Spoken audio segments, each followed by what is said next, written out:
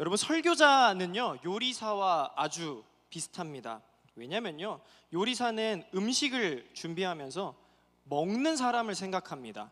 이 먹는 사람의 건강 상태가 어떤지, 어떤 영양분이 있는 음식을 준비해야 하는지 고민하고 요리를 하게 됩니다. 설교자도 마찬가지인데요, 말씀을 들을 회중들의 평균적인 나이대가 어떻게 되는지, 연령이 어떻게 되는지, 그리고 어떤 성향들을 가지고 있는지를 고려하면서 설교문을 작성하게 돼요. 그런 의미에서 제가 오늘 오후에 말씀을 담임 목사님께서 준비하라는 말씀하셨을 때 굉장히 좀 곤혹스러웠습니다. 왜냐면은 어린이 주일 설교를 준비하라고 말씀하셨거든요. 그래서 이제 여기 말씀을 들으신 여러분들을 이렇게 생각해 보니까 학부모분이 많이 안 계세요. 오후 예배 때 한 50에서 60분 정도가 예배를 드리시는데 대부분 이제 조부모님이시거나 아니면 이제 몇 분 안 계시더라고요. 그래서 고민을 정말 많이 하고 이 말씀을 굉장히 오래 봤어요. 어떤 말씀을 전해야 할까? 할머니 할아버지 되신 분들에게는 어떤 말씀을 전해야 될까?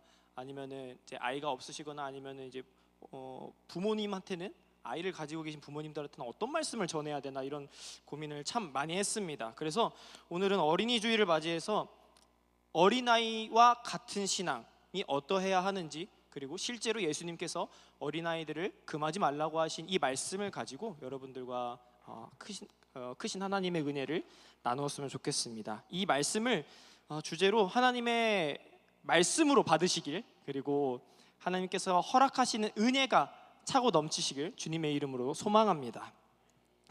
가장 먼저요, 오늘 말씀을 통해서 우리에게 주시는 은혜는요, 첫 번째로 우리는 어린이를 예수님께로 인도해야 하는 의무가 있습니다.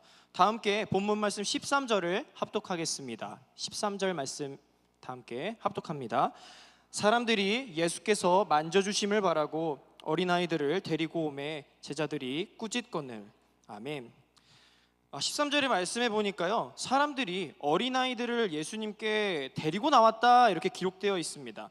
그런데요, 데리고 오는 이유가요, 예수님께서 만져주심을 바라고 라고 기록이 되어 있어요. 그냥 데리고 나온 게 아니라, 예수님께 얼굴 비추려는 것이 아니라 예수님께서 만져주시기를 바라고 아이들을 데리고 나왔다 이렇게 기록이 되어 있습니다. 당시 유대 사회에서는요, 예수님 시대 때 어떤 풍습이 있었냐면요, 큰 위인이나 아니면 훌륭한 선생, 랍비죠, 이 훌륭한 선생이 있으면 그에게 데리고 가서 축복받는 풍습이 있었습니다.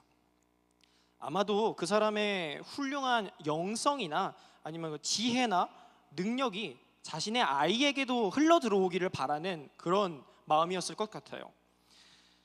여기서 이 어린아이들, 만져주심을 바라고 어린아이들을 데리고 오매라고 기록되어 있는데, 이 어린아이들을요, 헬라어 원어로 보니까요, 뭐라고 기록되어 있냐면 파이디아라고 기록되어 있습니다.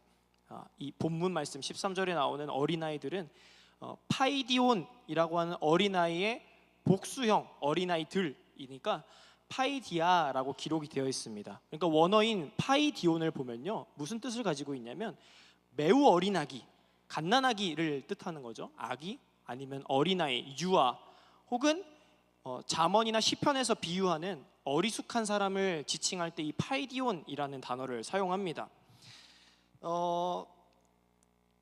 유아 중에서도 이 파이디온, 그러니까 어린아이를 가리키는 헬라어가 세 가지가 있거든요. 근데 특히 이 파이디온이라고 하는 이 단어는 어떨 때 사용하냐면은 순수하거나 의존적인 어린이를 가리킬 때 파이디온이라는 단어를 사용합니다. 여러분, 어린아이들은 어떤 특징이 있나요? 굉장히 여러 가지 특징이 있겠죠. 그것 여러 가지 특징 중에 하나가 뭐냐면 모든 것을 배우고 모든 것을 따라하려는 습성이 가장 강한 시기입니다. 본능이 가장 강할 때이죠. 아이들이 실제로 중고등학생만 되어도, 사춘기만 되어도요, 자기 주관이 굉장히 세져요. 그리고 자기 고집들이 강해져요. 그러므로 어린아이들이 이것저것 막 배우고 따라하고 이 자신의 그런 주관들을 세워나가는 이 어린아이일 때 우리가 그 아이들을 예수님께 데리고 나오길 주님의 이름으로 소망합니다. 제가 초등학교 때 이야기를 잠깐 들려드릴까 하는데요. 여러분 그 사막교회 다 가보셨나요? 사막교회 대부분 다 가보셨을 거라고 생각이 들어요. 사막교회 가면은 그 100주년 기념비 보셨죠? 분 모양으로 교회 정문에 있는 100주년 기념비가 있습니다. 거기가 어떤 장소냐면요, 주일학교 아이들의 성경 보관소입니다. 무슨 말이냐면요, 저 때 당시에는 9시에 아동부 예배가 있었어요. 그리고 9시부터 10시까지 예배를 드리고, 이제 어른들은 오전 예배, 점심 먹고 오후 예배 이렇게 드리니까 저희는 10시에 예배가 끝나면 오후까지 그냥 주구장창 놀았습니다. 근데 성경책을 이렇게 들고 오잖아요. 그리고 또 옛날에는 다 성경책 꼭 들고 다니게 이렇게 가르치셨잖아요. 그래서 이 성경책을 둘 데가 없는 거예요. 그래서 그 100주년 기념탑에 이제 10시 반쯤 가면은 성경이 이렇게 쪼로로로로 이렇게 붙어 있습니다. 이제 아이들이 놀기 전에 성경책을 이렇게 다 이렇게 친구들하고 동생들하고 이렇게 보관하는 그런 장소로 이렇게 저희가 사용을 했었습니다. 저 같은 경우에는 보통 남자아이들하고 성경책 올려놓고 주차장에서 축구를 되게 많이 했거든요. 그래서 한 번은 비석에다가 이 그 성경책을 두고 축구를 하고 있는데 이제 11시쯤 되니까 비가 막 쏟아지는 거예요. 비가 막 쏟아져가지고 축구를 하다가 부랴부랴 들어왔어요. 그리고 제가 저녁 때까지 까먹고 있었어요. 그래서 저녁에 목사님께서 질척질척한 성경책을 이렇게 딱 들고 오시더니 저한테 물어보시는 거예요. 주빈아, 이거 네 거 맞냐? 라고 이렇게 물어보셨어요. 그 물 뚝뚝 떨어지는 질척질척한 성경책을 보여주시면서 이거 네 성경책 맞냐? 이렇게 물어보시더라고요. 물어보나 마나 이게 그 성경책 표지에 제 이름이 대문짝만하게 이주빈 이렇게 써 있었어요. 그 성경책에. 이게 이름을 쓰지를 말았었어야 됐는데 그날 목사님한테 진짜 엄청 혼났습니다. 목사님 사모님이 저를 그렇게 많이 안 혼내셨거든요. 근데 그날 진짜 비 오는 날에 먼지 나도록 맞지는 않았는데 먼지 나올 정도로 혼났어요. 엄청 혼났어요 그날. 이 엄청나게 크게 혼난 이유로요, 성경책을 저 절대 빼먹지 않습니다. 저한테도 아마 되게 강렬했던 기억이었던 것 같아요. 그렇게까지 화내시는 걸 본 적이 없는데 진짜 엄청 혼났거든요 그때. 성경책을 그 이후로는요 빼먹지도 않고요 아주 소중히 다루고 있습니다. 또 한 가지 예를 들자면요, 여러분 이렇게 성경책 들고 다니실 때 핸드폰이랑 성경책을 같이 들어야 되실 때 있으시죠? 그럴 때 보통 핸드폰이 성경책보다 작잖아요. 그래서 성경책 위에 올려놓고 잡는 게 편해요. 근데 저는 절대 그렇게 하지 않습니다. 그 성경책을 들어야 될 때는 성경책보다 작아도 항상 성경책 밑에 듭니다. 이거 되게 불편하거든요. 이렇게 들면 굉장히 불편해요. 작은 걸 위에 올리는 게 편한데 이게 그때 뭐라고 혼났냐면은 감히 하나님의 말씀을 비 맞게 내버려뒀다고 엄청 혼났거든요. 이게 하나님의 말씀이라는 그 인식이 제 머릿속에 박히니까 이 위에 뭔가를 못 올려요. 지금도 이렇게 들고 다닙니다. 저는 항상. 아니면은 핸드폰을 안주머니에 넣던가요. 성경책 위에는 하나님의 말씀이라는 인식이 있으니까 성경책 위에는 아무것도 올려서 잡질 않습니다. 어린아이일 때 교육이 이만큼 중요한 것 같아요. 이 말씀이 무엇인지, 예배가 무엇인지, 예배를 어떻게 드려야 하는지, 하나님 앞에 우리가 기도할 때 어떻게 기도해야 하는지를 배우는 때가 어린아이이지 않습니까?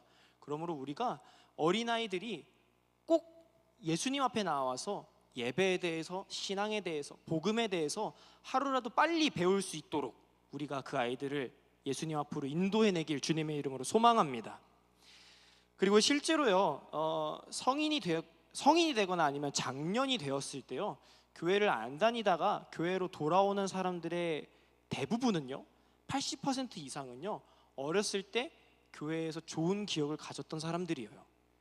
그 기억이 있기 때문에 그 사람들은 다시 교회로 돌아올 수 있는 희망이 있더라고요. 어떤 이유로 하나님을 잠시 떠나더라도 그 어린아이가 하나님을 기억하고 예수님을 다시 한번 의지하는 마음으로 교회를 돌아오는 경우가 많다라고 하는 것입니다. 우리 함께 잠언 22장 6절의 말씀을 다 함께 합독하겠습니다. 시작. 마땅히 행할 길을 아이에게 가르치라. 그리하면 늙어도 그것을 떠나지 아니하리라. 아멘. 우리 고대제일교회 모든 성도님들이 어린아이들이 예수님을 자신의 구주로 받아들이고 믿을 수 있도록 힘쓰시기를 주님의 이름으로 축원합니다. 그러므로 여러분들 담임 목사님 말씀하신 것처럼 손주들 찾아오시면은 그 아이들 데리고 교회로 데리고 나와주세요. 그 아이들이 예수님과 하나님을 알게 되는 축복이 있게 될 줄 믿습니다. 우리에게 오늘 본문을 통해 주시는 은혜는요, 두 번째로요, 하나님의 나라는 어린아이와 같은 자의 것이라는 사실입니다. 우리 본문 14절부터 15절까지의 말씀을 다 함께 합독하겠습니다. 시작. 예수께서 보시고 노하시어 이르시되 어린아이들이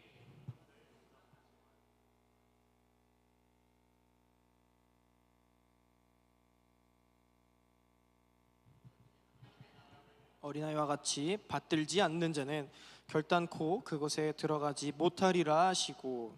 아멘. 예수님께서는요, 그 몰려있는 군중들을 향해서 어린아이와 같은 믿음을 강조하셨습니다. 이 말씀 특히 15절은요, 우리가 평생 가슴속에 품고 살아야 하는 그런 말씀인 것 같습니다. 여러분, 어린아이와 같은 신앙, 예수님께서 어떤 신앙을 말씀하신 걸까요? 성경에는요, 어린아이가 상징하는 그런 의미와 상징들이 굉장히 많습니다. 순수함을 의미하기도 하고요, 시편이나 잠언에 보면은 어리석은 아이 혹은 남의 도움이 필요한 의존적인 그런 존재로도 묘사를 합니다. 그러면 예수님께서 말씀하시는 이 어린아이와 같은 신앙, 미숙하고 어리석은 신앙을 말하는 걸까요? 아니면 순수하고 예수님만 바라보는 그런 신앙을 의미하는 걸까요? 당연히 어린아이와 같은 신앙은 순수함과 예수님만을 바라보는 그런 신앙을 의미합니다. 그리고 그런 자들이 천국에 들어갈 수 있다라고 말씀하십니다. 여러분, 어린아이와 같은 신앙도 정리하면 굉장히 많은 것을 말씀드릴 수 있겠죠. 수많은 것들을 말씀드릴 수 있어요. 그 중에서 제가 세 가지만 포인트를 짚어서 말씀을 드리고자 합니다. 어린아이와 같은 신앙은요, 첫 번째로요, 무엇이든지 잘 배우려고 합니다. 어린아이의 신앙, 어린아이 같은 신앙, 무엇이든지 잘 배우려고 한다라고 하는 겁니다. 자녀들을 다들 키워보셔서 다 이런 경험이 있으실 것 같아요. 어린아이들의 끝이 안 나는 질문, 귀찮아해 보신 적 있으신가요? 저는 아이가 없어서, 결혼도 아직 안 해서 아이가 없지만 조카인 찬결이를 보니까요, 찬결이가 올해 4살인데 이제 트였어요. 이제 말문이 트여가지고 말이 엄청 많더라고요. 입이 안 쉬어요. 이게 안 아픈가 봐요. 입이 계속하면 목이 아플 텐데 안 쉬어요. 그 누나가 이제 누나 사모님이 좀 오시면은 창결이랑 윤결이를 데리고 오시는데 데리고 오는데 한 번은 이런 상황이 있었어요. 찬결이가 말도 제대로 아직 안 되는데 엄마 이거 뭐야? 이렇게 물어봐요. 그러면은 누나 사모님이 그거는 할아버지 안경이야 이렇게 대답해줘요. 그러면은 창결이가 끄덕끄덕끄덕하고 3초 있다가 엄마 이건 뭐야? 또 물어봐요. 그러면은 그거는 할아버지 안경이야. 이거 끄덕끄덕끄덕하고 이거를 10번 하더라고요. 저는 누나의 인내심도 놀라웠는데 그 어린아이의 그 반복된, 궁금해서 물어본 것 같진 않아요. 그냥 말하고 싶어서 물어본 것 같은 그런 느낌도 좀 있었는데 이걸 보고 그런 생각이 들었어요. 어린아이의 눈에 보이는 것들, 그 모든 것들은요 관심거리고요, 배울거리입니다. 호기심이 곧 배울거리이지 않습니까? 그러므로 어린아이와 같은 신앙, 이런 거지 않을까? 하나님에 대한 끝없는 관심과 이만큼 교회 다녔으면 됐지, 이만큼이면 말씀 다 잘 알지 라고 생각하는 게 아니라 끊임없이 하나님에 대해 궁금해하고 하나님의 말씀에 대해서 호기심을 가지고 예수님의 도를 계속해서 배우려는 그런 마음이 어린아이의 신앙이지 않을까, 이런 생각이 들더라고요. 우리가 그 어린아이의 신앙을 닮길 소망합니다. 두 번째로는요, 어린아이는요 모방을 잘합니다. 따라하는 것을 굉장히 잘합니다. 여러분, 제가 이거는 더 설명 안 하고 동영상을 하나 보여드릴게요. 동영상 한번 틀어주시겠어요? 예쁘다. 뭐해? 교회 가야 됐다. 교회 가야 돼? 응. 안 된다. 왜? 창결이가 교회 가야 돼 라고 얘기하는 거예요. 여러분, 누구 따라하는지 아세요? 사모님 따라하는 거예요. 사모님이 항상 교회 나가시기 전에 저 화장대 앞에서 머리를 이렇게 빗으로 정리하세요. 목사님도 그러시고. 그걸 창결이가 유심히 보더니, 저 때는 밤이었거든요. 밤 9시, 10시 막 이랬는데, 그때 이제 목사님이 그때 당시에 밤 9시, 10시에 이제 사무실에서 아직 퇴근 안 하시고 일하시고 계시니까 자기도 교회 가야 되는데, 항상 할머니, 할아버지가 교회 갈 때 머리를 이렇게 빗은 거예요. 그걸 보고서 자기도 교회 가야 되는데, 교회 가려면 머리를 빗어야 되니까 화장대 앞에서 머리 막 빗고 있더라고요. 그래서 뭐해? 이러고 누나 사모님 목소리인데, 창결 뭐해? 라고 물었더니 교회 가야 돼 라고 얘기한 거거든요. 어린아이들이 모방을 이렇게 잘합니다. 여러분, 그러므로 어린아이의 신앙은 곧 무엇을 의미하겠습니까? 예수님을 닮아가는 삶이 어린아이와 같은 신앙, 그리고 그 신앙을 소유한 성도라고 하는 것입니다. 그 모습이 우리 가운데 있길 주님의 이름으로 소망합니다. 세 번째로요, 어린아이의 신앙은 부모를 향한 전적인 신뢰가 있습니다. 어린아이는 일반적인, 그리고 대부분의 어린아이들은 부모님을 의심하지 않아요. 부모님을 말을 거짓말이라고 생각하지 않아요. 부모님의 말이 전부 사실이고 다른 의미로 진리라고 생각합니다. 틀린 것이 없다라고 생각을 해요. 하나님께서는 우리가 하나님을 전적으로 신뢰하고 하나님의 말씀을 진리로 받아들이기를 원하시는 줄 믿습니다. 하나님을 절반만 믿고 하나님도 때로는 틀릴 수 있어 라고 얘기하는 사람들은 절대 천국에 들어갈 수 없다라고 오늘 본문을 통해서 예수님께서 말씀하시고 계신 것입니다. 여러분, 이와 같이 어린아이의 신앙의 특징을 세 가지만 짧게 말씀드렸습니다. 이 신앙을 어린아이의 이 좋은 특징, 나쁜 특징이 아니라요, 이 좋은 특징을 우리의 신앙에 적용하고, 그리고 우리의 신앙이 어린아이의 신앙과 닮아져가는 그런 모습이 있길 주님의 이름으로 소망합니다. 그리고 그럴 때 우리에게 하나님께서는 하나님의 나라를 약속해 주실 것도 믿으면서 나아가는 우리가 되길 소망합니다. 말씀을 통해 우리에게 주시는 은혜는요, 세 번째로 다음 세대를 품고 축복하는 교회가 되어야 한다라고 하는 것입니다. 우리 다 함께 본문 말씀 16절을 합독하겠습니다. 시작. 그 어린아이들을, 아멘. 예수님께서는 이러한 말씀과 교훈을 모인 사람들에게 말씀하시고 나서요, 이 아이들을 안고 축복해 주셨습니다. 여러분, 예수님께서 그러셨던 것처럼 우리 어린아이들을 향해서, 우리 교회에 있는 아동부, 어린이들을 향해서, 그리고 여러분들의 자녀, 손주들을 향해서 마음껏 축복해 주시기를 부탁을 드립니다.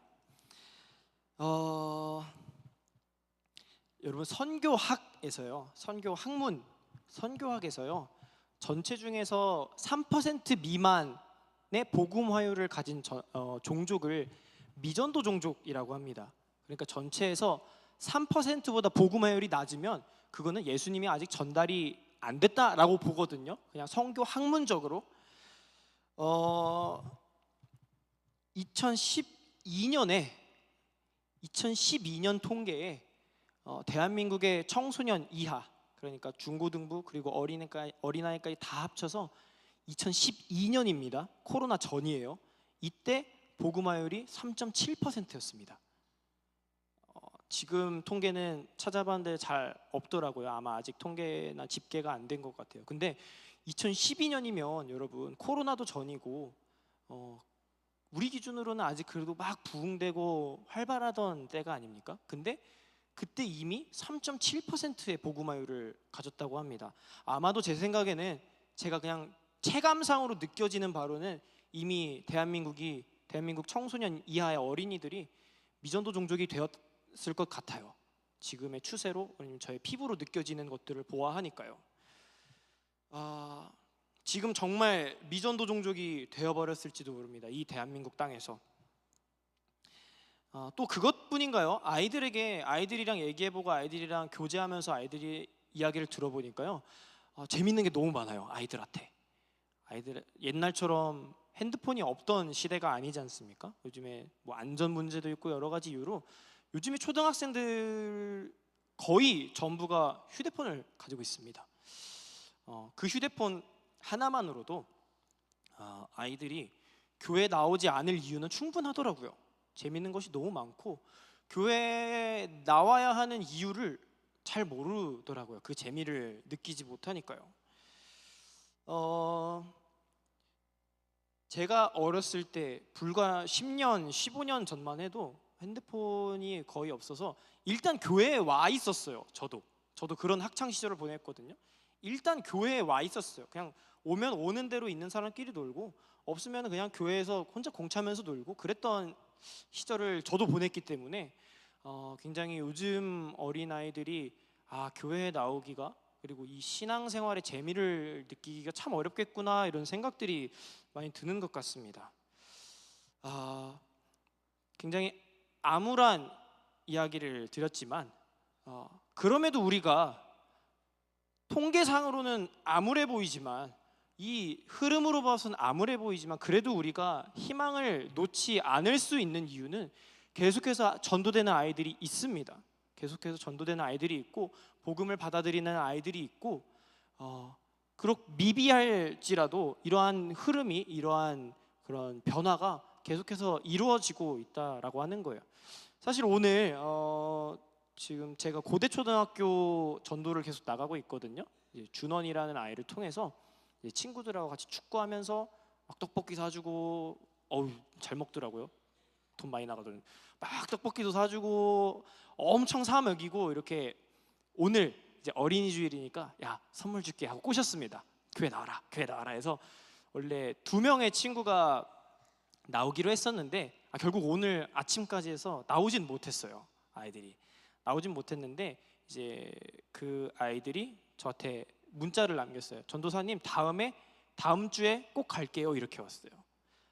집안에 그냥 집안 사정이라고만 얘기해서 더 묻지는 않았는데, 그것 때문에 오늘 못 오고 전선생님 다음 주에 꼭 갈게요, 이렇게 문자가 왔습니다.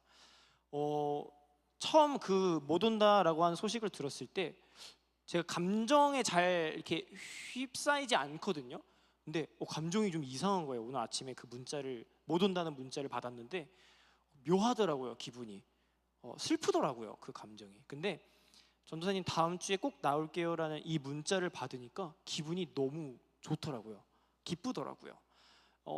단순히 이 어린아이가 교회에 나오겠다라는 말뿐이 아니라 그 너머에 아직 다음 세대를 향한 희망이 있구나, 아직 불씨가 꺼지지 않았구나, 옮겨 붙을 수 있구나라는 희망을 아마 제가 본 것 같아요. 그 감정 속에는 여러분, 우리에게 아직 희망이 있습니다. 아직 전도의 기회가 남았고요. 아직 복음을 전할 기회와 힘이 우리에게 아직 남아 있습니다. 우리 고대제일교회 어린아이들을 위해, 그리고 한국에, 대한민국에 있는 그 어린 영혼들, 다음 세대를 위해서 기도해 주시기를 부탁을 드립니다.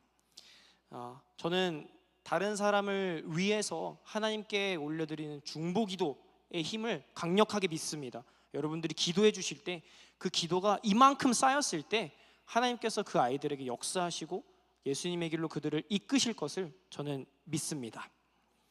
말씀을 정리하겠습니다. 여러분, 우리는 예수님께서 천국은 어린아이의 모습을 가진 자들의 것이라고 말씀하신 것처럼 어린아이의 순수한 신앙을 가진 그런 성도들이 되길 주님의 이름으로 소망합니다. 또한 다음 세대를 위해 기도해 주시기를 부탁을 드립니다. 아직 불씨는 살아있습니다. 꺼지지 않았습니다. 아직 부흥될 수 있습니다. 기도로 다시 세워지는 우리 고대제일교회와 당진 땅과 대한민국이 되길 주님의 이름으로 소망해 봅니다.